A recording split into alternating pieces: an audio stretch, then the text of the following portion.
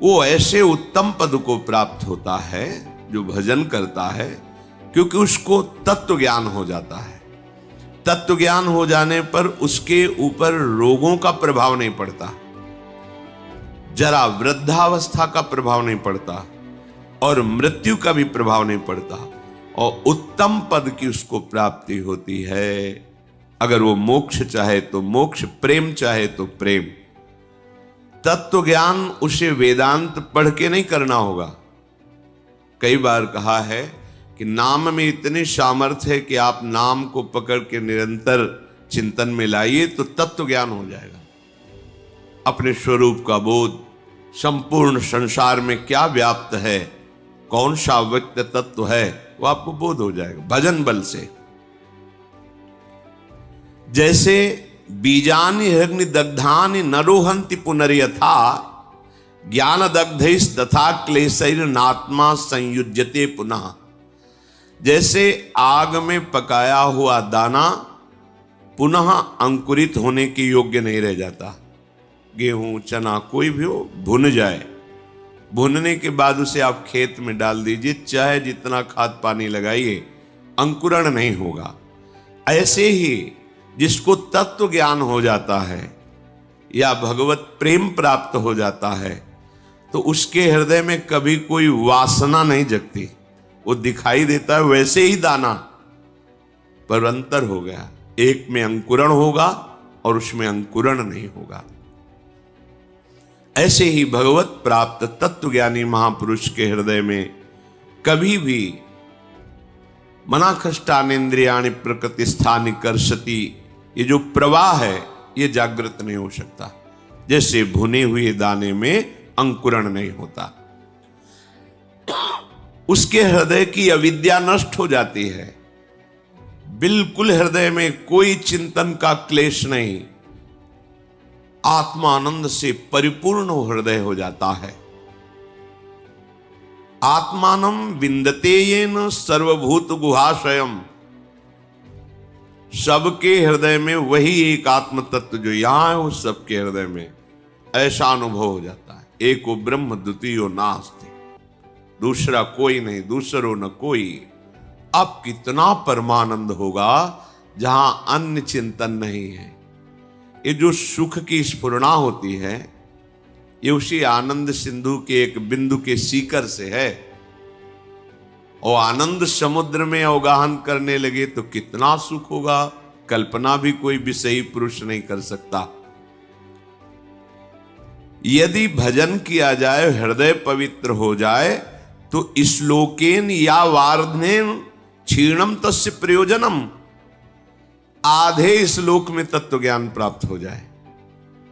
मार्कंडेय जी कह रहे हैं, सब भूतों के हृदय में विराजमान जो भगवत तत्व है, वही मेरे हृदय में भी विराजमान है। इसका ज्ञान आधे श्लोक में हो जाए यदि हृदय पवित्र हो। पवित्र हृदय भगवत भाव, अपवित्र हृदय देह भाव, भोग भाव, जागतिक भाव। उसको संपूर्ण शास्त्रों के अध्ययन करने का कोई प्रयोजन नहीं। यहां क्या लक्ष्य करा रहे हैं? हमें अधिक से अधिक समय भजन में देना है। खूब नाम जब चल रहा है अंदर से, बस यही कमी होती है। हम बाहर की क्रियाएं तो सांगोपांग कर सकते हैं, पर निरंतर तैल धारावत भगवत चिंतन बड़ी बाधा पहुंचाती माया। भजन के जो बड़े सूरवीर हैं, उनको भी परास्त करने के लिए ऐसे ऐसे जाल रचती है। क्या परास्त?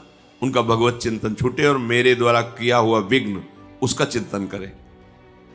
पर वो भगवान के निज जन होते हैं, एक क्षण में उसके जाल को काट के अपने चिंतन में होते हैं। नहीं तो बह जाता है मनुष्य। अब हमसे भजन नहीं होगा, ऐसी विपत्ति आ गई, ऐसी समस्या आ गई, वो उसी चिंतन में इतना डूबने लगता है कि अब भगवत चिंतन छोड़। यही तो माया जाल रच रही थी तुम्हारा भगवत चिंतन छुड़ाने के लिए। बहुत विचित्र, तुम्हें दिखाई नहीं दे रही। यहाँ एक एक कदम ऐसे दिखाई देता, ये काम, ये क्रोध, ये लोभ, ये मोह, ये मद, जैसे आप व्यक्ति रूप में दिखाई देते हैं, ऐसे अनुभव होते। ये इसका जाल गिरा, अब ये गिरा, इसको कैसे बचाएं, पूरा विचार करके फिर देखते हैं कि अब तो हाथ से छूट गया, अब गया, अब बचा देख सकते हो, बचा नहीं सकते। बचा तभी सकते हो जब वो बचना चाहे, और वो जाल ऐसे रचती है कि एक क्षण में इष्ट गुरु धाम सबको तिलांजलि दे के हाथ मिला लिया माया से। और यही ऐसे जाल रचती है कि लगता है परम सुख और परम हितैषी यही है हमारा, धोखा हो गया, अब वो निकल गया। तत्व ज्ञान प्राप्त करने के लिए कोई प्रयास की जरूरत नहीं, भजन करो, भजन करो। भगवान शंकराचार्य जी तत्व ज्ञान प्रदान करने के लिए ही आचार्य रूप में प्रकट हुए। वो कह रहे हैं कि तत्व ज्ञान में सबसे श्रेष्ठ है भक्तिरीव गरीयसी, भक्ति। अगर भगवान की भक्ति की जाए तो बहुत जल्दी तत्व ज्ञान प्राप्त हो जाए। भगवान शंकराचार्य जी भी निरंतर भजन, मैं कौन हूं, संसार का क्या स्वरूप है, भगवान का क्या स्वरूप है, सब आपको बोध हो जाएगा। नौ योगेश्वर इस सिद्ध महापुरुष आकाश मार्ग से चलते रहते हैं, अब भी हैं। ये विरक्त महापुरुष प्रायः जो सच्चे मार्ग के पथिक होते हैं उनके दर्शन पथ पे आते हैं, उपदेश देते हैं। इन्होंने कहा है कि एक एक कवल अन्न पाने जिससे क्षुधा निवृत्ति तुष्टि पुष्टि होती है, ऐसे ही एक एक क्षण भजन करने से आपके हृदय में अपने स्वरूप का ज्ञान, प्रभु के चरणों में प्रेम और संसार का ज्ञान पूरा, कुछ पढ़ना लिखना नहीं पड़ेगा। आप भजन कर रहे, सत्संग सुन रहे, भजन करते रहे, अपने आप ज्ञान स्फुरित होता चला जाएगा। पर सबसे कठिन इस संसार में है भजन करना।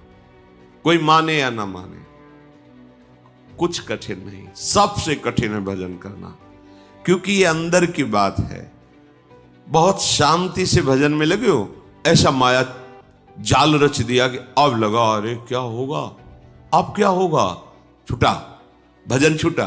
वो रचे ही अब क्या होगा, किसकी सलाह ले, किससे मिले, ऐसी विपत्ति, ऐसा संकट, ऐसा जाल कि लगता है अब क्या हो। अब वो राजी हो रही, छूटा भजन, छूटा। और जो चतुर है, राधा राधा राधा राधा राधा, मर जाऊंगा पर छोड़ूंगा नहीं, नष्ट हो जाऊंगा पर नाम नहीं छोड़ूंगा, सब अपमानित करें नाम नहीं छोड़ूंगा। अगर चूक हो गई, अब मैं वो क्या करूं जिससे मेरी प्रशंसा बच जाए, मेरा सम्मान बच जाए, मेरा परिवार बच जाए, मेरे पास पुनः सब सुख सामग्री आ जाए, भजन छूटा।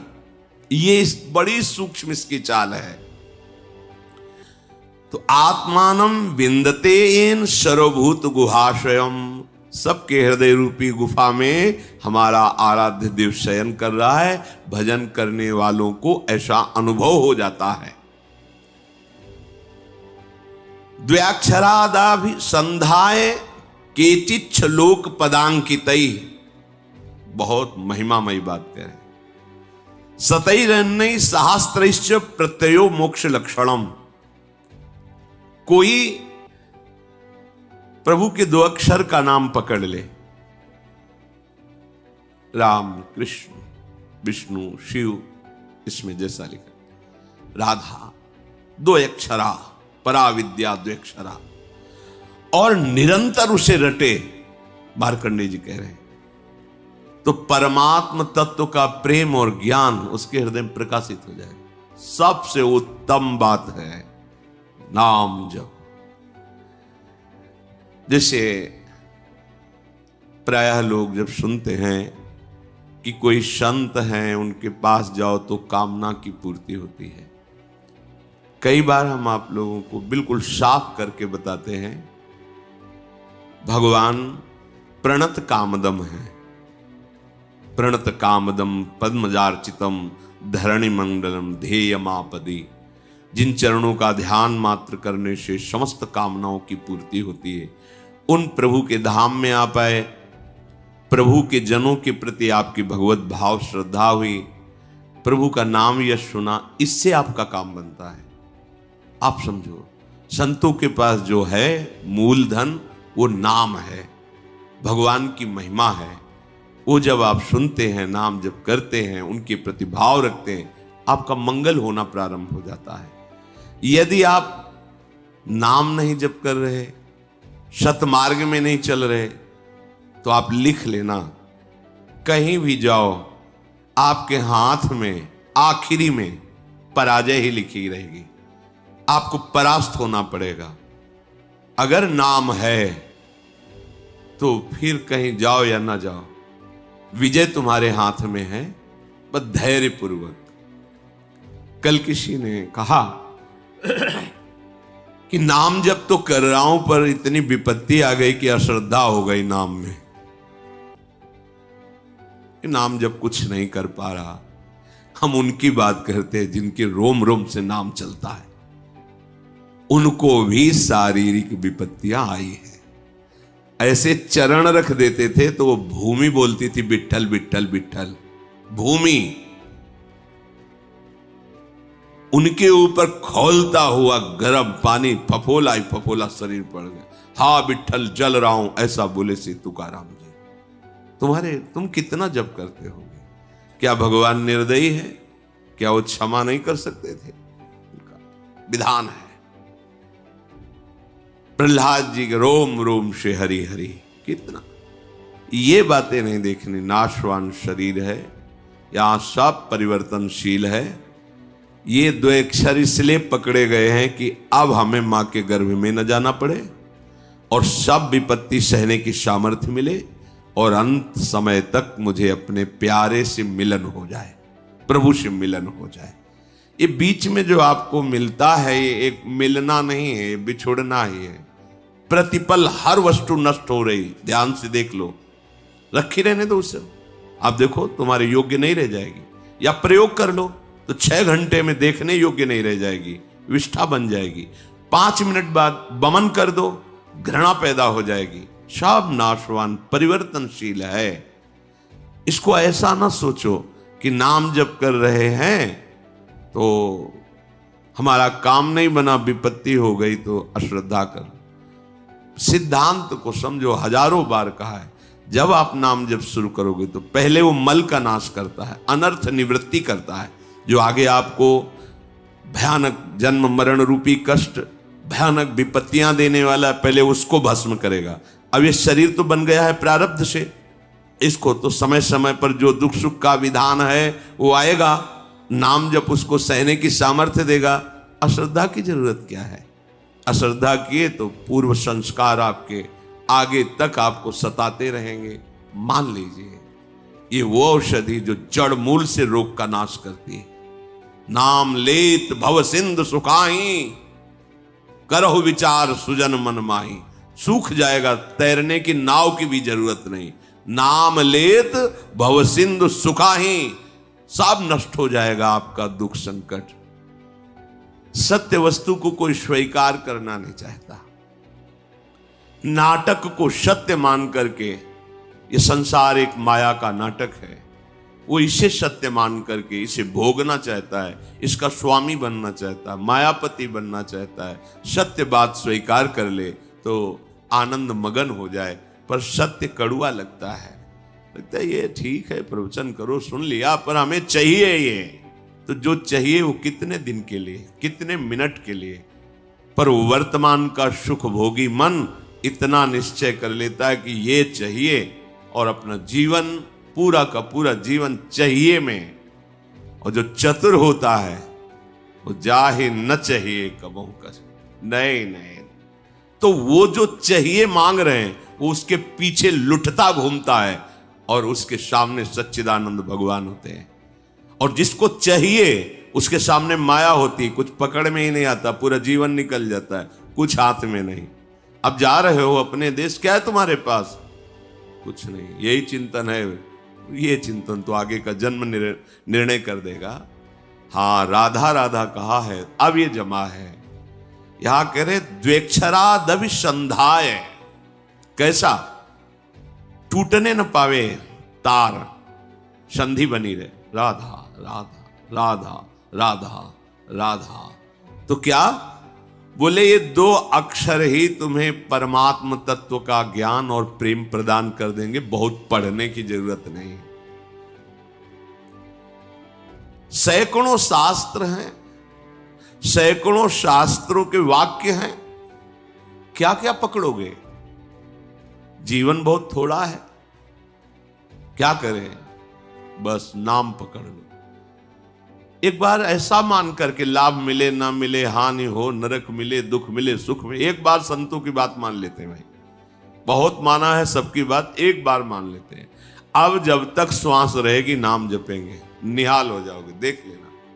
पर ये ऐसा नहीं कि कुछ दिन ऐसे थोड़ा जपे और देखें कि लाभ हुआ कि नहीं। तो लाभ तो हुआ है, पर तुम देखने लायक नहीं हो उस लाभ को। तुम्हारे अंदर दिव्य दृष्टि थोड़ी जागृत हो गई कि हमारे पूर्व संस्कार इतने जमा थे, नाम ने भस्म कर दिया। अब वो देखो तो नाच पड़ो, पर वो तो दिखाई नहीं देता। वर्तमान की विपत्ति दिखाई देती है, जो शरीर रचने के समय निर्धारित कर दी गई थी कि इस तिथि को, इस समय से ये तुम्हें दंड मिलेगा। अब नाम पहले पीछे का तुम्हारा भस्म कर रहा है। अब अज्ञानी जी वो सोच रहा है हम पीछे थे भी कि नहीं थे, हम तो अभी देख रहे हैं। तुम्हारे देखने से नहीं, तुम्हारे अनंत जन्मों का हिसाब जमा हुआ। तुम अविनाशी जीव हो, बार बार शरीर पकड़ते हो और छोड़ते हो। उसके बीच में जो कर्म होता है तुम्हें, उसको भोगना पड़ता है। ये भागवतिक सिद्धांत है, तुम्हारे ना कहने से थोड़ी हो जाएगा। तो जो बोध है, मोक्ष है, प्रेम है, ये आपको सहज में प्राप्त हो जाएगा यदि दो अक्षर द्व्यक्षराद अभिसंधाय अपनी जीभ से जोड़ते रहो। राधा राधा राधा राधा। नायम लोकोस्ति न परो न सुखम संशयात्मनः। बहुत ध्यान देकर सुनिए। नायम लोकोस्ति न परो न सुखम संशयात्मनः।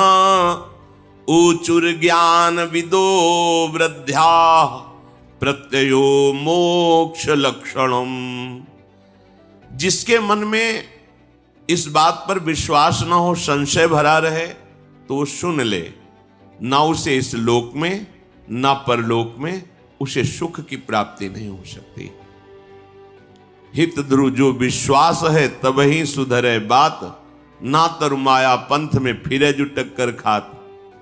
ए नाम पकड़ लो, मान जाओ हृदय की बात कहते, ऐसा बचाता है, पूरे जीवन देखा है।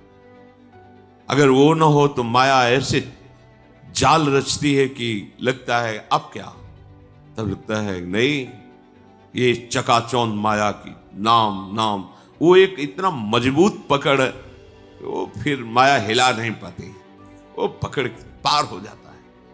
ऐसे ऐसे मगरमच्छ हैं इस माया में कि लील जाए पता भी न चले कि वो था भी कि नहीं था।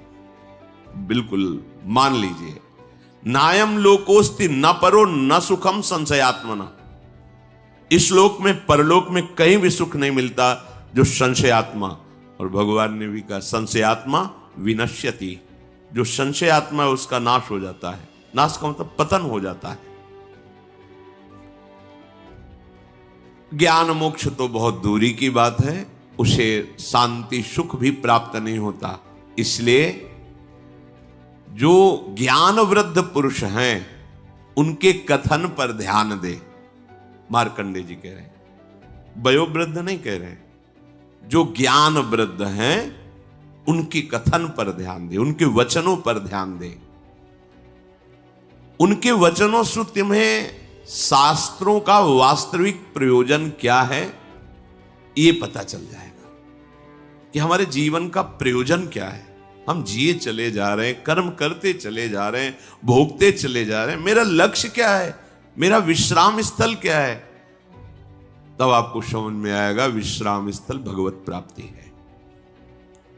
इंद्रियाणाम प्रसादेन तदेतत् परिवर्जयेत् तस्मादनशनम दिव्यम निरुद्धेन्द्रिय गोचरम।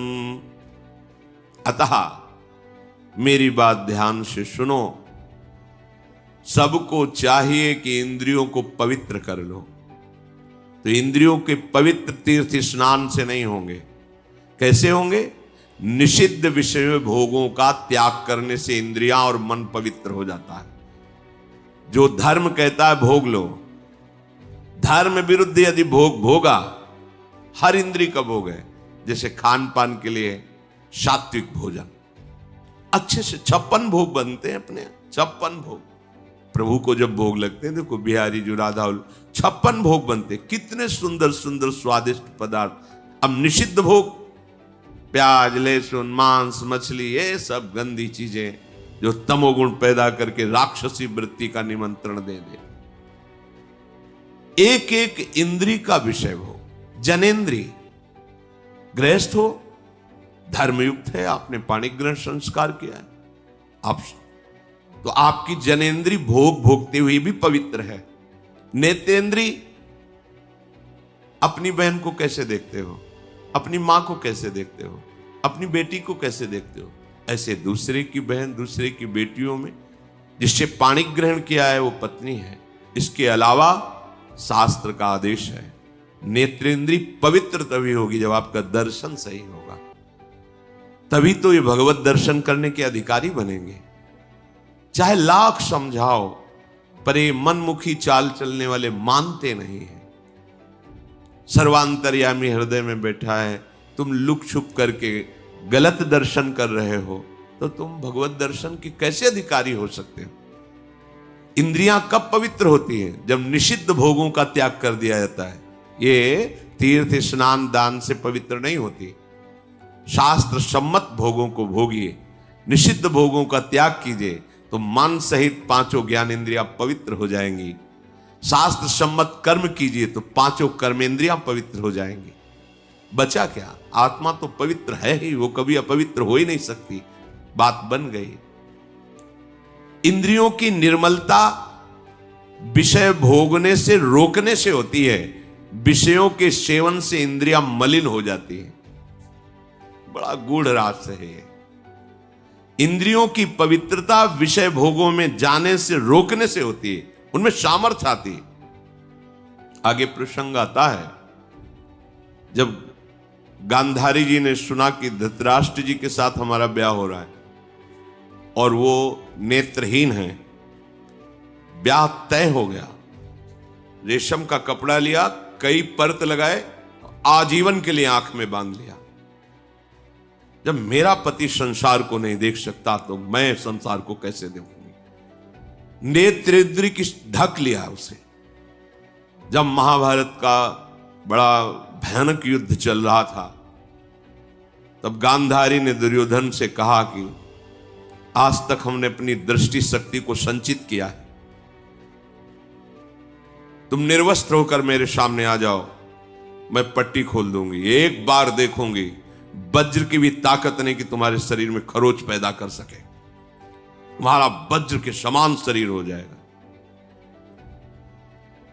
हो गया, एकांत में निर्वस्त्र होकर आ रहा था। भगवान बड़े लीला, जानते थे कि पतिव्रता है गांधारी और नेत्र आज तक बंद किए रहे तो दिव्य शक्ति जागृत हो गई, ऐसा ही हो जाएगा। जय भगवान को दिया, देखा तो ऐसे, ये बच्चे हो तो कहां जा रहे हो? वो मां ने कहा है कि ऐसे, ये तुम बच्चे हो, नंगे जाओगे? अरे मां ने कहा निर्वस्त्र तो ऊपर के कपड़े हटा दो, नीचे के कपड़े हटा दो, लेकिन मध्य में तो रखो ना। तो क्या हम कह रहे, कपड़े हटाने की बात कही, पत्ते ही लगा लीजिए, इतना तो कर लीजिए। हाँ, आपने ठीक सलाह। जे गांधारी ने पट्टी खोली, सामने देखा, तो आज्ञा का पालन क्यों नहीं हुआ? निर्वस्त्र क्यों नहीं रहे? और क्या बोले कि श्री कृष्ण ने समझाया, जा, यहीं से तोड़ा जाएगा तेरा, यही तेरी मृत्यु का कारण बनेगा। बेटा तूने चूक कर दी, यहीं से तू कमजोर हो। वही मारा था, जहां मारते थे तो चिंगारियां उठती थी गदा की, कहीं कुछ भी नहीं हो रहा था दुर्योधन का, लेकिन वहीं तोड़ा। जंघा से ऐसे पत्ते बांध लिए थे, वहीं तोड़ा, वहीं से उसका एक नेत्र शक्ति को रोक लिया। तो कितनी बड़ी सामर्थ्य।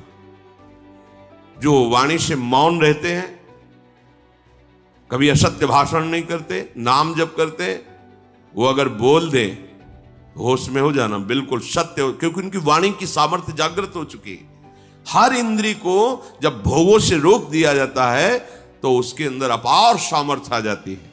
पर यह बात सहज नहीं है। हम जो सोचते हैं वो क्यों नहीं होता, हम जो करते हैं वो क्यों नहीं सफल होता? क्योंकि पावर ही नहीं है। जब जो मनाया खा लिया, जो जब मनाया कर लिया, जब जो मनाया देख लिया, तो तुम्हारे अंदर आध्यात्मिक शक्ति नहीं। सब कार्य आध्यात्मिक शक्ति से होते हैं। थोड़ा तो समझिए, थोड़ा तो अपनी इंद्रियों पर शासन कीजिए।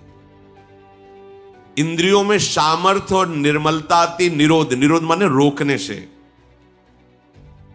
विषयों का जितना शास्त्र आदेश करता है उतना स्वीकार, शेष विरोध, वो आगे भजन कर सकता है। जो ये लोग कहते भजन नहीं बनता, तो मनमानी आचरण बनते हैं ना, इसीलिए भजन नहीं बनता। शास्त्र क्या आज्ञा कर रहा है? तपसा स्वर्ग गमनम भोगो दानेन जायते ज्ञानेन मोक्षो विज्ञेयस तीर्थ स्नान दघक्षया। तीर्थ स्नान से पाप नष्ट होते हैं, तपस्या से स्वर्गलोक की प्राप्ति होती है, दान से अधिक भोगों की प्राप्ति होती है। आप जो दान कर रहे हो कई गुना बढ़कर आपको मिलेगा अगर सत्पात्र को हुआ है। पर यदि भगवत तत्व का ज्ञान हो गया है तो आवागमन मिट जाता है, सारे कष्ट मिट जाते। वो केवल भगवत तत्व के ज्ञान से ही होगा, वो तुम्हारे दान पुण्य से नहीं। वो सत्संग के द्वारा प्राप्त विवेक से भजन करते हुए जो भगवत तत्व का बोध होता है वो आवागमन चक्र को मिटा देता है। इस जन्म में मनुष्य जिन जिन पदार्थों का उत्तम पात्र को दान करता है, भावी जन्म में उसे वो पदार्थ बहुत मात्रा में प्राप्त होते हैं। श्री मार्कंडेय जी ने कहा, विज्ञानार्थम मनुष्याणाम मनः पूर्वम प्रवर्तते तत्प्राप्य कामम भजते क्रोधम च द्विजशत्रम। इंद्रियों द्वारा जिस विषय का ज्ञान होता है, ये बहुत सुंदर पदार्थ, खा लिया जाए, ये बहुत सुंदर भोग है, भोग लिया, पहले इंद्रियां ज्ञान देती है, ये बहुत सुंदर, बहुत अच्छा है। अगर आप उस समय उनका विरोध नहीं कर रहे हैं तो फंसा लिए।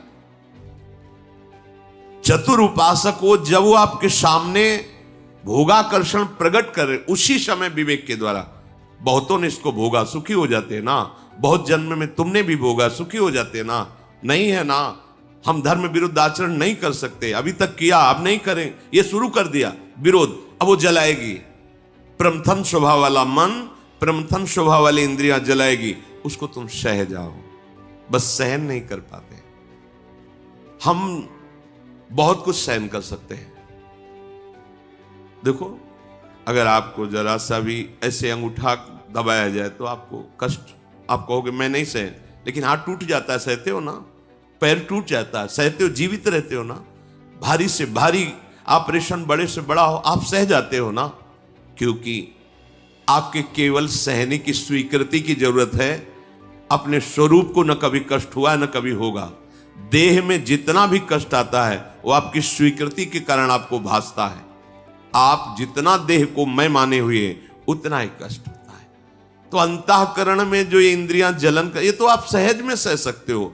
आप बड़े वीर हो, बड़े बड़े कष्टों को सहते हो। देखो कितना कष्ट होता है मां को जब वो 9 महीने गर्भ को धारण करती है, प्रसव में कितना कष्ट होता है, पर उस सब सह करके अब अपने जरा विचार करो, अगर थोड़ा ज्यादा हो जाए, गैस बन जाए पेट में तो कैसा लगता है। वो हमें पूरा 9 महीने धारण किए रहे, सब कष्ट सह सकते हो आप भगवान के अंश हो।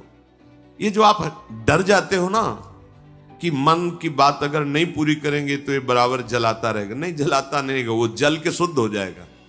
अगर मैंने अपने मन और इंद्रियों की बात नहीं की तो मैं जी नहीं पाऊंगा, ये केवल डरा रहा है, तुम जी नहीं अमर हो जाओगे। अगर ये बात तुम स्वीकार कर लो कि तेरे प्रेरित किए हुए गलत मार्ग में मैं नहीं चलूंगा। इंद्रियों द्वारा किसी विषय का ज्ञान जब आपको कराया जा रहा है, बहुत ध्यान से साधक उपासक जन सुने, तो वो सबसे पहले मन को घसीटती है इंद्रियां, अपने में मिलाती है, क्योंकि ये इंद्रियों का नेता है। अगर ये ना कर दे तो कोई भी इंद्रिय अपना कार्य नहीं कर सकती। जैसे मन किसी विषय में गाढ़ मनन कर रहा है, कई बार हमने देखा है आप क्या बोल रहे हो, बात हो गई, सब हो गई, बाद में आपने पूछा कि आपने तो हाँ कह दिया था। नहीं, हमें पता नहीं कि हमने हाँ कहा। और देखो, जब तुम्हें हाँ करवाना हो तो 3-4 बार हमसे बोलो कि आप सुन रहे हो ना, सुन रहे हो ना। और जब फिर हम हाँ कहें तब हाँ मानना, पहली बात में हाँ मत मान लेना, क्योंकि अब हाँ ठीक है ऐसा क्या। तो देखा गया कि अगर मन कहीं लगा हुआ है तो इंद्रियां भी नहीं पकड़ पाती कि आप क्या बोल रहे हैं, कौन आया, कैसे है। वो हो रहा है सब, पर पकड़ में नहीं आएगा, वो स्मृति में नहीं आएगा। अगर मन अपने साथ हो जाए तो इंद्रियां कुछ नहीं बिगाड़ सकती। पर क्या होता है, विषय का ज्ञान कराने वाली इंद्रियां सबसे पहले मन को अपने में घसीटती। जहां अपने मन में इंद्रियों की प्रियता विषय भोगों में, और वो तीनों एक हुए, और अगर बुद्धि में विवेक नहीं है तो मन तत्काल बुद्धि को अपने अधीन कर लेता है। इस कहने में बहुत देर लग गई, अधीन करने में नहीं लगता। और जहां बुद्धि अधीन हुई तो उस विषय में राग या द्वेष हो जाएगा। प्रतिकूल है तो द्वेष हो जाएगा, अनुकूल है तो राग हो जाएगा। दोनों में जलन होती है। राग में जो हर्ष होता है वो शोक में परिणित हो जाएगा। अगर राग का हर्ष स्वीकार न हो तो शोक छू नहीं सकता। यह अध्यात्म है। जब किसी विषय में राग हो जाता है तो मन तत्काल संकल्प बना लेता है, राग में भी और द्वेष में भी। ठीक है, भोगोगे अब तुम। द्वेष है तो विरुद्ध भाव का संकल्प, प्रतिकूल। राग है तो अनुकूल भाव का संकल्प। अब तुम्हारी अनुमति की जरूरत नहीं हुई, समझ लो। जहां इंद्रियां विषय में आसक्त हुई, मन को अपने में मिलाया, मन ने बुद्धि को घसीटा, तहां तत्काल संकल्प बनाएगा। और जहां संकल्प बना तो तुम अब क्रिया को नहीं रोक सकते, क्रिया हो जाएगी। क्रिया आरंभ हुई कि अभीष्ट उसका फल तुम्हें भोगना पड़ेगा। अभीष्ट उसका परिणाम, अशुभ शुभ जैसी क्रिया बन रही उसका फल भोगना पड़ेगा। इसके कहने का क्या तात्पर्य, आप पहली ही दशा में रोक सकते हो। जब कोई विषय इंद्रियों को आकर्षित कर रहा, उसी समय विवेक से सावधान। जो सत्संग में सुना है, जो शास्त्रों में, कई बार हमने कहा है कि आप लोग कुछ सत्संग चयन करके रखो, जो मन पर कहे गए हैं, जो इंद्रियों पर कहे गए हैं, जो वैराग्य प्रकरण में कहे गए हैं, जो धर्म युक्त। तो जहां मन आपका, तो तुरंत उस सत्संग को दोबारा सुनो। शास्त्र में जो लिखा है वहां तुरंत पहुंचाओ, या सत्संग की बात तुरंत लाओ। नहीं नहीं, ये गलत है। वो संकल्प बनने नहीं पाएगा, वो पूरा सिस्टम घसीट नहीं पाएगा कि मन बुद्धि को अधीन कर लिया, और मन को इंद्रियों ने अधीन कर लिया, इंद्रियों को विषय ने अधीन कर लिया, अब संकल्प बन गया, क्रिया हो गई। इतना समय कैसे दे दिया। असावधान साधक भ्रष्ट हो जाता है। देखो, इस खेल में तुम उतारे गए हो, इसे न समझो। आपको परिपक्व, ये खेल है भगवान के लिए। दोनों पक्ष भगवान के हैं। जैसे मान लो 2 प्रदेशों से कबड्डी का खेल हो रहा, बोले एक तरफ उत्तर प्रदेश, एक पर अमुक प्रदेश है, तो है किसका? भारत सरकार का ही तो दोनों प्रदेश है, दोनों भारत सरकार के ही हैं। पर उसमें एक विजयी होगा, एक का सम्मान होगा, और एक पराजित होगा। वो अपने हृदय में निरुत्साहित भी हो सकता है, पर है वो दोनों सरकारी। ऐसे ही माया और भक्ति, ये 2 का पक्ष है। भगवान की ही भक्ति और भगवान की ही माया है। अब आपको भेजा गया कि 2 पक्ष में चयन करो, खेल होगा, होगा पक्का होगा। अब कुछ तो भक्ति पक्ष में आ गए और बहुत ज्यादा मात्रा में माया पक्ष में चले गए। अब उसका पक्ष का जो प्रभाव है वो तो पड़ेगा, भक्ति के प्रभाव का पक्ष पड़ेगा। पर दोनों पक्षों को एक दूसरे में जाना होता है। ऐसा नहीं कि अभक्त कभी भक्त संयोग ही नहीं प्राप्त करते।